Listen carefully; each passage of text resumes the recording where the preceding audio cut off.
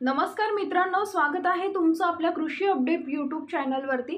येत्या काही तासात जोरदार पावसाची शक्यता आहे। कोणत्या जिल्ह्यात पावसाची शक्यता आहे पाहण्यापूर्वी आपल्या कृषी अपडेट यूट्यूब चॅनलला सबस्क्राइब करून शेजारील बेल आयकॉन प्रेस करा। येत्या काही तासात राज्यात काही जिल्ह्यात पावसाची शक्यता आहे। गेल्या 2 दिवसांपासून विदर्भात मेघगर्जनेसह पाऊस सुरू आहे। विदर्भात वर्धा, अमरावती, यवतमाळ जिल्ह्यात काही भागात गारपीट आणि विजांच्या कडकडाटासह पाऊस झाला। मराठवाड्यात काही ठिकाणी अति हलक्या स्वरूपाचा पाऊस पडण्याची शक्यता आहे। विदर्भामध्ये पुढील 24 तासात तुरळक ठिकाणी मेघगर्जना व विजांच्या कडकडाटासहित अति हलक्या ते हलक्या स्वरूपाचा पाऊस पडण्याची शक्यता हवामान विभागाने वर्तवली आहे। विशेषतः अमरावती, नागपूर, यवतमाळ व वर्धा जिल्ह्यात तुरळक ठिकाणी मेघगर्जना व विजांच्या कडकडाटासह गारा पडण्याची शक्यता आहे, तर उर्वरित जिल्ह्यात मेघगर्जना व विजांच्या कडकडाटासह हलक्या पावसाची शक्यता आहे।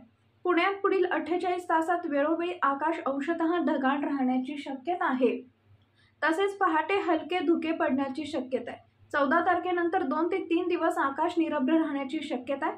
17 तारखेच्या संध्याकाळपासून 1 ते 2 दिवस किमान तापमान किंचित वाढण्याची शक्यता आहे। पुढील 4 ते 5 दिवस किमान तापमानात फारसा बदल होणार नाही। यापुढील हवामान अंदाज पाहण्यासाठी चॅनलला सबस्क्राइब करा। धन्यवाद।